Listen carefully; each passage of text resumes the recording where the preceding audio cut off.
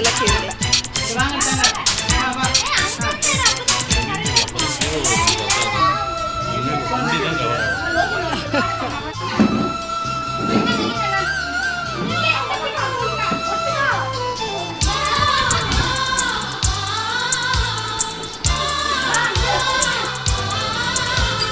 சித்திரங்களை பாட சொல்லலாம், தென்றலை அஞ்சல் ஒன்று போட சொல்லலாம்.